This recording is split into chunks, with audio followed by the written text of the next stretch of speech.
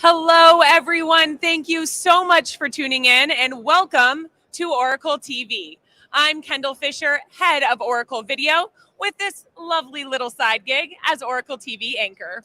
And I'm Fritz Nelson. I head up the content operations here at Oracle when I am not playing Kendall's co-anchor on Oracle TV. That's right. And it is Wednesday, April 19th, 2023. And we are coming to you live from the heart of CloudWorld Tour London. That's right. And we're going to have not one, but two broadcasts today. So stay tuned because our second broadcast starts on the heels of our closing keynote at 5:45 British Summer Time. Yes, that's right. And we want you to join in for both broadcasts as they will be jam-packed full of interviews with customers, thought leaders, partners, and executives. In fact, in just a few seconds here, we are going to have Doug carrying on, our Executive Vice President of Corporate Operations, to discuss the Oracle Playbook as well as operational excellence. After that, we'll have James Richardson on. James is the Vice President of Product Strategy for Analytics to discuss a recent survey we did called Decision Dilemma and how the abundance of data we have at our fingertips is actually prohibiting us from making decisions. Do you know who doesn't have a problem making decisions with data? Me, when it comes to choosing my outfits. And your hair. Yeah, true. But I was actually talking about Oracle Red Bull Racing. Oh, touche. Yeah, so we'll be having Christian Horner here. He is Oracle Red Bull Racing CEO and team principal. He'll be talking about what operational excellence means to Oracle Red Bull Racing and how he and the team are going to continue their incredible dominance of Formula One this season. We'll also be joined by Tatiana Sumina. She's with Dutch Telecom KPN, and Melissa Razak from Deloitte. They'll be talking about KPN's digital transformation and how Oracle and Deloitte are helping them. And hey, fun fact about KPN, it was actually founded the same year that Fritz was born, 1881. Yeah, I still remember sending telegraphs. In fact, today I still use stop in between sentences on social media. Leave it to Fritz for a good dad joke. You think a good one? It was good. Good. You can use it though. Oh, sweet. Okay, perfect. We will be concluding our second broadcast with Jessica Orblad. She is the CEO of Longevity, and that is a new part of the Volvo Group. And we'll hear from Jessica about how they are using Oracle technology to really transform the Volvo Group. What are you most excited about for today? Well, I love being here on the show floor, interacting with business leaders, hearing about their challenges. And, you know, we're here in London, and I just think everything sounds better with a British or an Irish accent.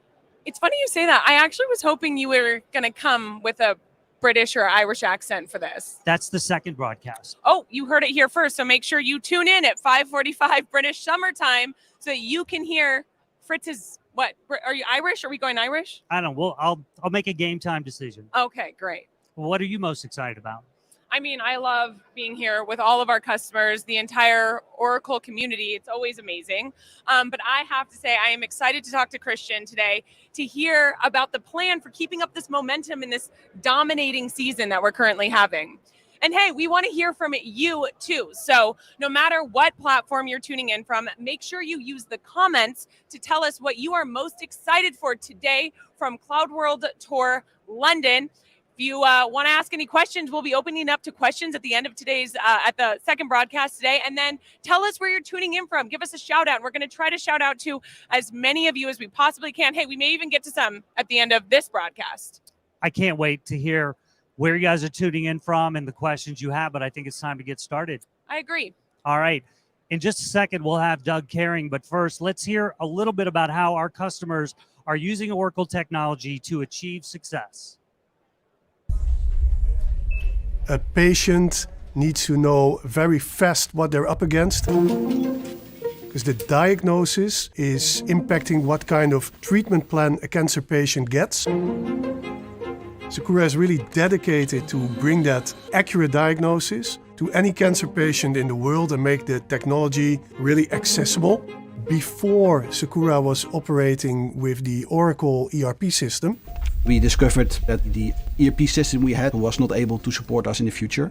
If we are able to truly set a system which works all the way up from demand with the customer, flowing into our system all the way up to supply and production, and then flowing back to the customer again in delivering that product and delivering services, the whole flow will make it so much more efficient that in the end you will save cost. Our biggest interest was also to get our financial solutions, our leasing solutions in place. Oracle Cloud and our implementation partner PwC is really giving us the opportunity to standardize our protocols in the company. We have connected several Oracle modules to make that happen. This will be cost beneficial for the customer and thus for the patient. And that in the end will make the whole healthcare system be able to have more cancer diagnostics available for everybody. We are really on a future-proof platform, which we can really grow on for the next decades to come.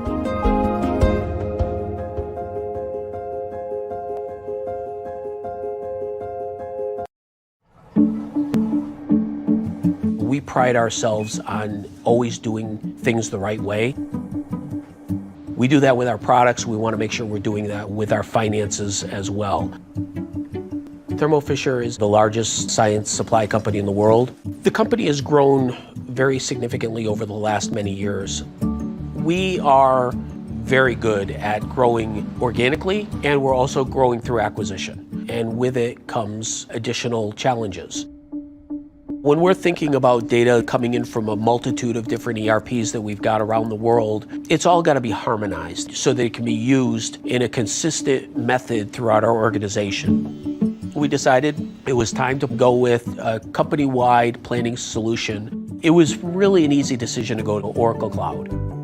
We can now bring data in at a much more granular level than we ever did before, do some realistic predictive analytics around forecasting and budgeting on individual product lines and SKUs, and it's going to give us more profitability at the end of the day.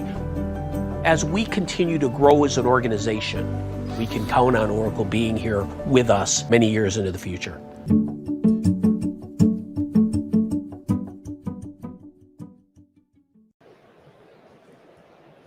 All right, welcome back. And I am joined here by Doug Caring, the Executive Vice President of Corporate Operations here at Oracle. Doug, thanks for joining us. It's great to be here, Fritz. Well, listen, we are taking this cloud world to lots of different places. We're in London right now, but we were in Singapore and Japan. We're going to Sao Paulo, Abu Dhabi. How does Oracle think about how it enables customer success on such a global basis? Well, I think everyone around the world is facing similar challenges. So it doesn't matter what part of the world you're in, the industries are the same and the company sizes are roughly the same. So they're all facing very similar challenges. And I think there's a huge opportunity to take our technology and go work with these customers, no matter where they're located, in order to help transform their businesses. So it's pretty exciting to come and be a lot more local, close to where they're at, so that they can easily get to us and come feel the technology and then go put it to work. What are some of the common challenges that you're hearing from some of our customers these days? Well, I think every customer is in some phase of transforming. And it's funny because I'm going with a new word for this year, for 2023. It's called succeeding. So, a lot of this is, it's not just about trying to transform your business, but really succeed with what you're trying to accomplish. And I think that's really the harder part. It's really easy to go spend the money, to go invest in new technologies, to go and say you're transforming your business. But the reality is it doesn't matter unless you come out the other end with success. And so I think that's really where we're trying to bring a new viewpoint to the game, which is, how does Oracle not just bring you the technology, but bring you the rest of what's required in order to help you transform and ultimately succeed? I like that. The success thing is like, are we always going to be transforming? Probably so, but what we're transforming towards is some level of success. And it makes me think about, the challenges that our customers have. They kind of come in all shapes and sizes. If you're an automotive company and you're trying to get to build more electric vehicles, you're thinking about your production lines, your manufacturing, your sourcing.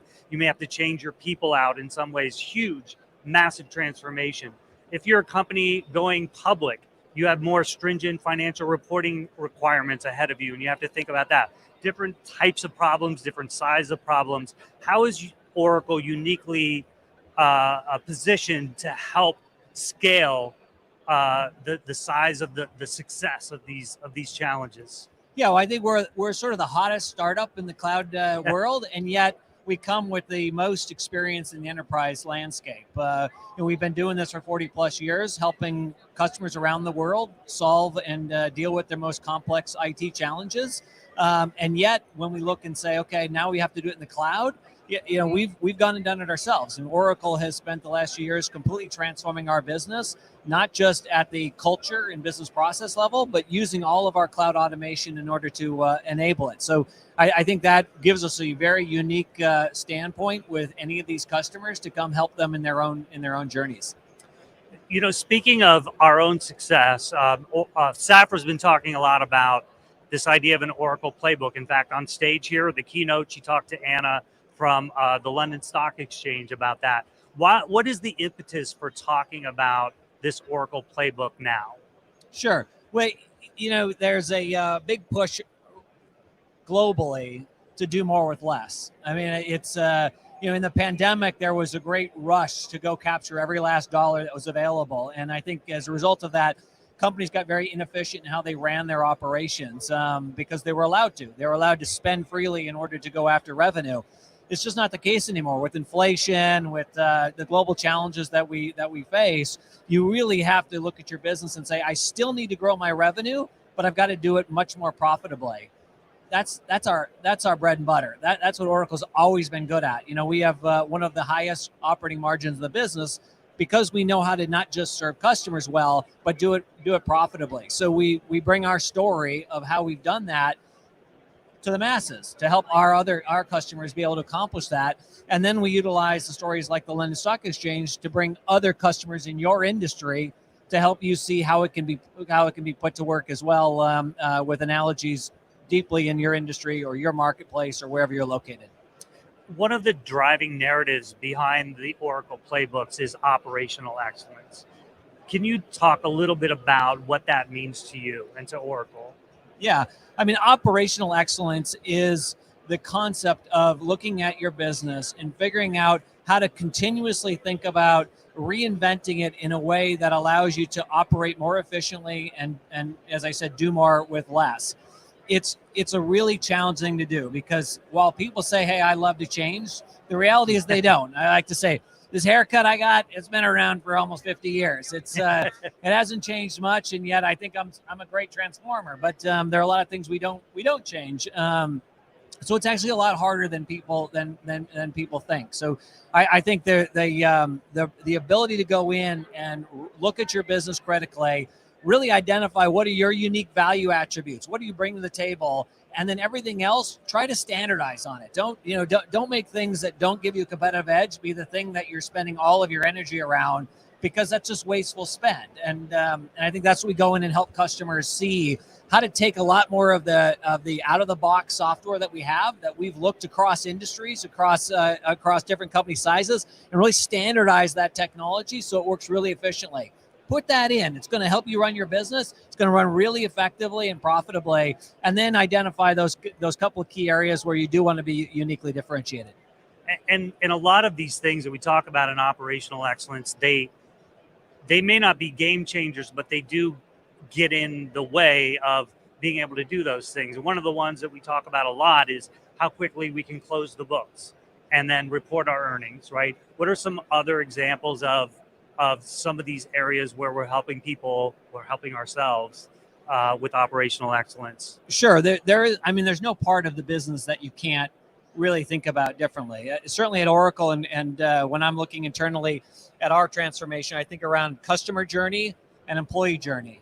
And we break that down into all phases of that journey and identify areas in which we can be better at it. So a good other example is how we sell to customers.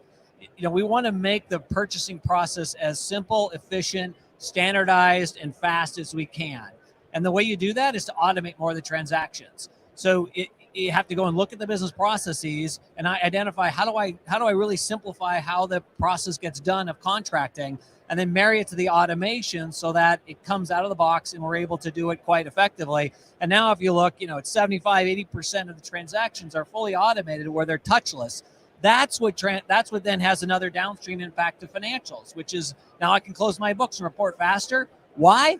because I don't have to audit those transactions. They were all in the system. They were fully automated. They were auto booked. And as a result, nobody has to go and check them again because we know that they're safe and they can be we can run forward. So it allows us to close our books and report even more quickly. All of these things kind of have impacts on other things, if you will. So it's sort of, as I said, it's an experience journey that you want to look at all phases of it in order to be operationally excellent. A lot of these things that you're talking about touch on business processes, touch on automation. We even have a lot of AI in the mix here. How would you advise business leaders that might be a little tentative about embracing some of this technology? Yeah, well, a good thing is like AI and analytics. So we build that into the software as we go. I mean, it's kind of the hot new thing that everyone's talking about because everyone wants to do their high school essays with Chat GPT.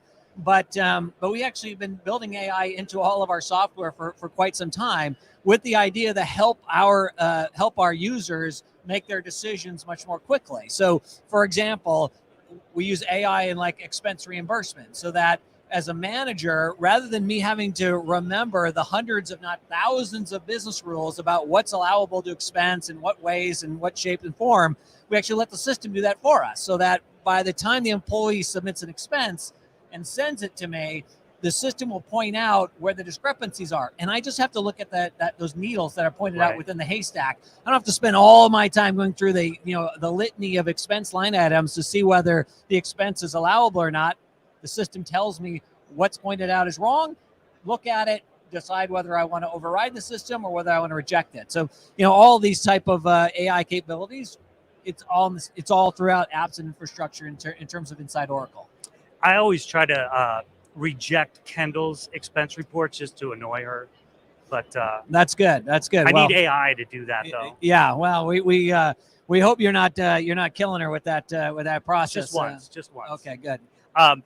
Flipping it around just a second, the Oracle playbook has been our playbook for how we're successful. We're starting to share with customers, but kind of looking at it the other way. Are there inspirations that we take from other business leaders and other companies?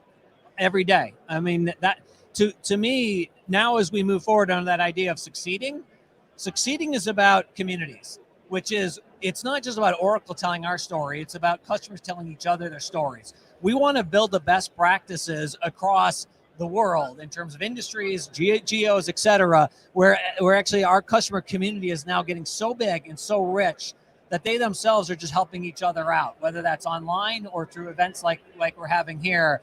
That's to me, that's really how you start to amplify success. Let customers help each other in order to utilize the software in unique and new ways. Great. Doug, thank you so much for joining us. It's great to be here. All right, when we come back, we're going to be joined by Kendall Fisher, and she has James Richardson. He's the Vice President of Product for Analytics. And before they get up here, though, we're going to see how Heathrow Airport is unifying their ERP on the Oracle Cloud. I think probably the best kept secret of Heathrow is that we are not an airport. We are a service company. There aren't many businesses where you work and you can actually see your core business thundering down the runway outside the office.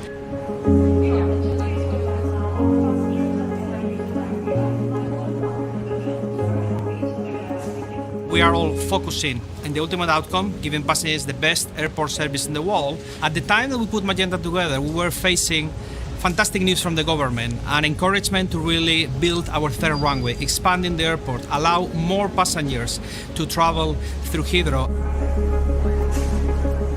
Now we are in a massive growth period. We've had to learn how to deal with some of those challenges and look at how we do things differently. We knew that we have to equip with the best possible teams to make that happening, and we have to go for the best possible technology. Project Magenta covered a huge footprint. I don't want our colleagues doing admin, doing really things that should be simple and straightforward. And the new Oracle platform just makes things absolutely fantastic and really easy. It's been amazing to see how from day one it's been very reliable. We've managed to automate almost all of our interfaces now. It's very easy to use and it just saves us all so much time.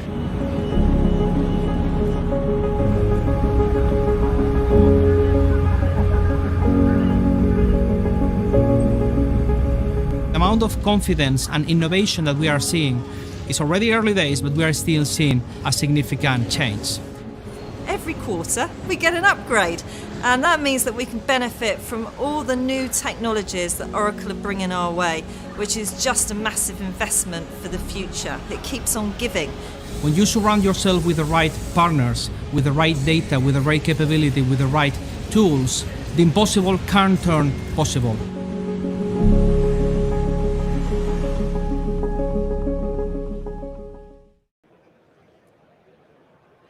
Welcome back. I'm Kendall Fisher, and I am here with James Richardson, the Vice President of Product Strategy for Analytics, to discuss our recent survey, Decision Dilemma. Thanks for joining us, James. Thank you, Kendall. Happy to be here. Now, this is really great timing because Fortune actually just came out with a piece on this topic today. So first, let's start somewhere before we dive into all of that. Okay. What is the Decision Dilemma survey, and why did we do it?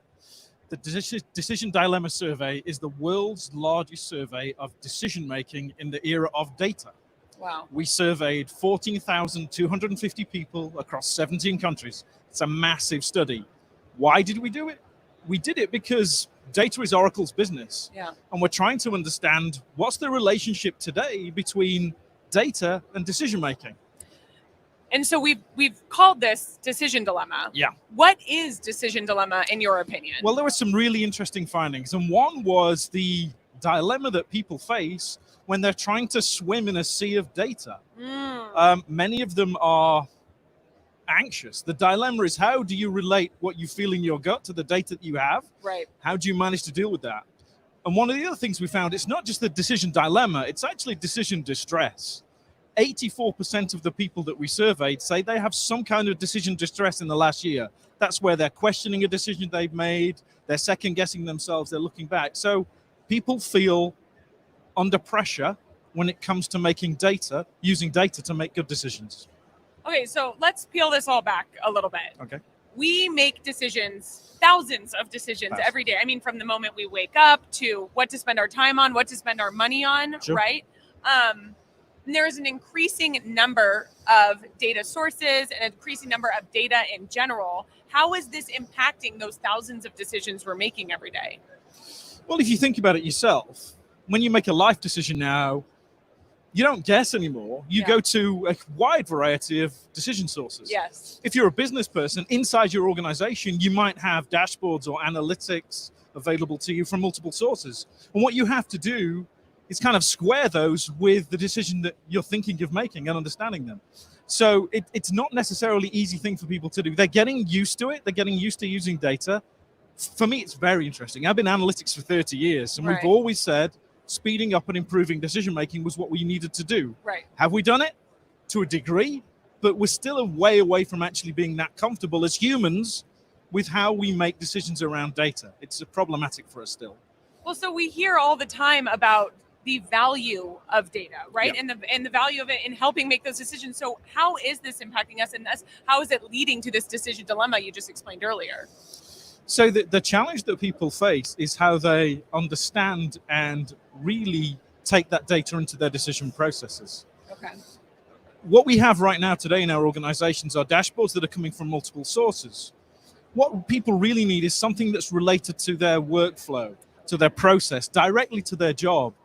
We're incredibly well placed to help that because we deal with applications and data and analytics. It's where individuals get multiple fragmented data that they feel very anxious. Right. And then what they often do is they revert to their gut feel, their heuristic model, which is kind of, it can be good, but we found that 85% of people know that they shouldn't be doing that. Yeah. But, and 95% of people know that without data, their decisions would be inaccurate or more risky, but really they're finding it difficult. So what they want is the data to come to them in a way that's really compelling, that takes the burden off them and gives them some help through perhaps things like AI, through what we call augmentation, to help them do more with the data. Okay, so you already called out that 85% of people are so impacted by this decision dilemma that it's actually having a negative impact on their life. And then the other statistic that I thought was really interesting is 72% of business leaders, you said sometimes people go off gut, but 72% of business leaders said they're so overwhelmed by the situation that they actually won't make a decision at all. How do we deal with this? People are kicking the can down the road. Yeah. I think that particular question was very interesting. We said to people, have you come to a point where you were about to make a decision but stepped away because the data was too confusing? Yeah. Now, if you've got the luxury to do that, maybe it's in your personal life. Maybe you are looking at, do I move house? Do I buy a car? Then you can do that.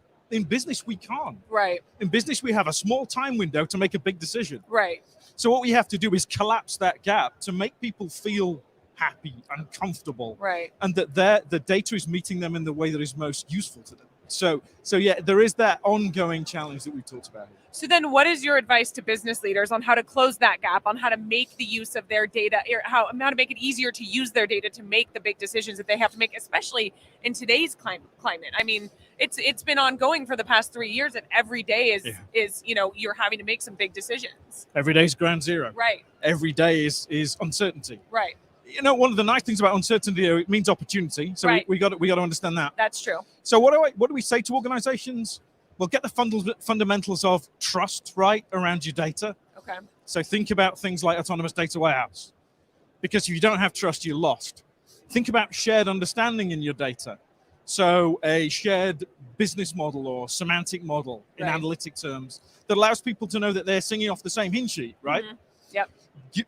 Allow people to explore data through data visualization and using natural language, so talking and understanding a query, and bring it all into an environment where it's not just about the delivery of insight, but actually how that impacts what happens in their organization. In far too many cases, we see organizations that are doing analytics and then it's not really impacting the decision. Right. And they're not tracking after the fact how that works. Now with Oracle, if you're connecting analytics to operational applications, you can actually look at that loop.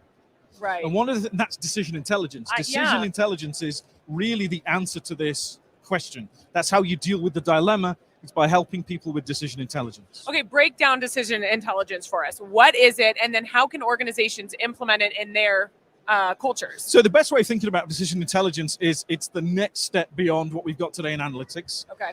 And it's about modeling, tracking, and understanding the decisions that get made in your organization. Got it. Very often they're not captured. Right. We asked people, does your organization capture decisions? In some cases they do. Perhaps the low-level operational things, the decisions are captured and reported on. Right. The strategic and tactical decisions that take a little bit longer, there's very often no closed loop. Right, right. And if someone's going to make that decision, you need to help them with scenarios. Give them the capability to do some what-ifs. Right. Some counterfactuals to say, what will happen if we do this? Right. So decision intelligence is about managing, tracking, and evaluating your decisions, not just throwing some analytics out there and assuming it's going to hit home, because it may not. Exactly. Do you have a real world example of an organization that is using decision intelligence? Loads. Give us one. So this is interesting because these organizations were doing this before the fact. Right. So decision intelligence is a term that's coming out relatively new. But if you think about here in the UK, we've got something called the NHS, the National Health Service. Right. Massive, Europe's largest employer. There's a part of that organization called the Business Services Authority, which uses Oracle to understand data and do analytics and use machine learning on the massive billions of rows of data around how physicians are prescribing drugs. Wow. And what they've realized through connecting those data and decision and action together is things like they're able to streamline procurement. Wow. They've managed, I think 49% of surgeries have reduced the number of overlapping prescriptions using Oracle. It's impacted where we've got perhaps 107,000 people, I think in the case study that's published, of people that were on antibiotics that aren't anymore, that are unnecessary. Wow. And totally they've saved something like £1 billion. Wow. They've been using us since 2015, 2016. So they connected decision and outcome and action and insight to deliver huge value to the organization and to help those physicians and those business managers feel a little bit happier about those decisions. And if they do that, the results are massive. Right. Wow. What a great example. It's a good one. I want to hear so many more. Unfortunately, we don't have all the time in the world today, but I could go on and on and on. I do have one more statistic that I need to throw out you. Sure. Okay. So I hear that 70% of business leaders would rather have a robot, our robot overlords, make a decision based on this survey. What do you think about that? Is that shocking to you?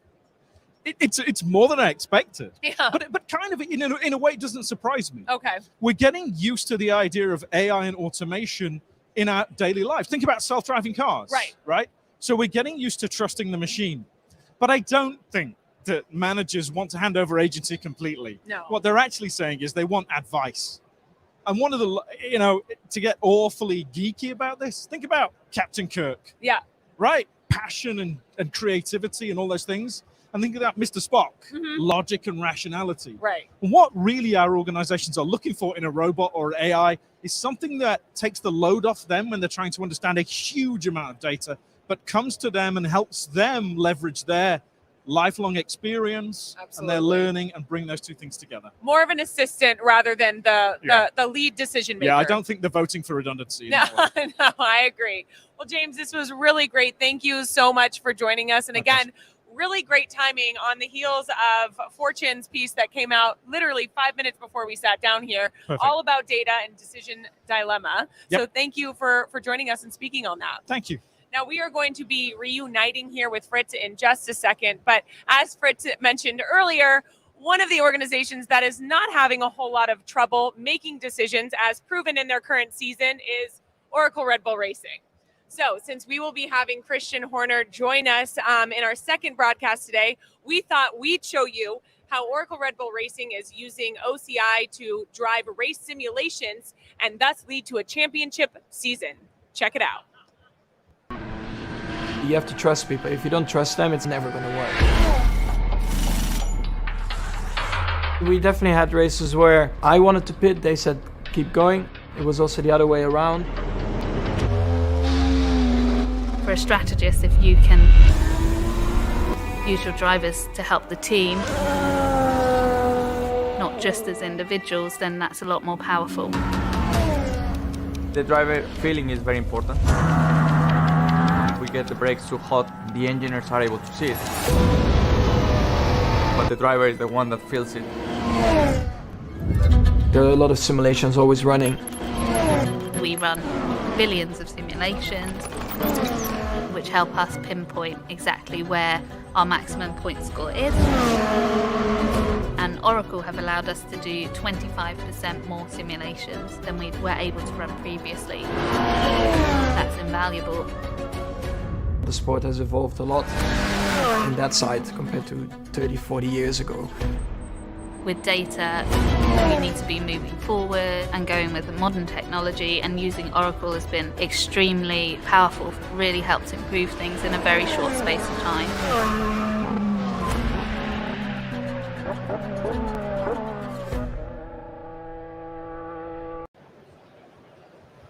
Welcome back to Oracle TV here in the heart of CloudWorld Tour London, and I can't believe it. We're almost through our first broadcast of the day. Fritz, we've had some great conversations so far. It was really interesting to hear what Doug Herring had to say about operational excellence and how we are helping our customers strive towards that. Yes, and he put some nice metrics behind that, which is great, which kind of ties into the conversation you had about data. And I'm always just surprised you hear business leaders talking about, oh, we use data, we make decisions, but our data points out that they often have a hard time making those decisions because of too much data. Right, exactly. Or not too much data, but not created in a way that they can make use of and make those decisions. That they can digest it and feel confident in making the decisions with that data. And James was really great diving into that and how Oracle technology also helps organizations reach that point, overcome this decision dilemma. With decision intelligence. Exactly. There you were listening. I love that. For once, Fritz was listening to me. Yeah. Even a blind squirrel finds a nut every once in a while. All right. So we have some comments coming in from the audience. Oh, boy. This just came in. Thanks to Sophie for handing this over to us. We have some comments coming in. Okay. We have Ishmael from Tanzania. Hi. Oh, wow. Thanks for joining us. Hilda from Tokyo. Nestor from Brazil. Everywhere. Ahmad says, I'm using Oracle products for 20 years. Whoa. That's longer than you've been alive. Yeah. Thank you for making that joke for me. All right. We have Nelly, greetings from Kenya. Oh, wow. Andres from Colombia. We have Peter from the UK. Hi, Peter, we're nearby. And then we have Mohammed, who said, as an attendee from Egypt, I am thrilled to be part of this global event, and I'm looking forward to all of the new features that will be showcased during the tour. Hashtag CloudWorld Tour. We love it. Hashtag Oracle TV. All these great hashtags. I love it. All and Proud from all Egyptian. of, proud Egyptian Love people from all over the world, every continent, all over Africa, Yeah. East Africa. Yeah, it's amazing. Shout out to Anna, who's in Guinea, Africa. That's right. That's Fritz's wife, so we have to shout out to her. Well, I can hardly believe it, but we are already at the end of our first broadcast from CloudWorld Tour London. That's right. But stay tuned because we'll be back and we have a jam-packed afternoon. We have Christian Horner, the CEO and team principal of Oracle Red Bull Racing. We have Tatiana Sumina from Dutch Telecom, KPN, and Melissa Razak from Deloitte. And we will also be joined by the CEO of Longevity, Jessica Urblad. That's right. That's all happening at 5:45 British summertime. No, that's not a song. That is when we will be back with our second broadcast from CloudWorld Tour London, and we will see you then.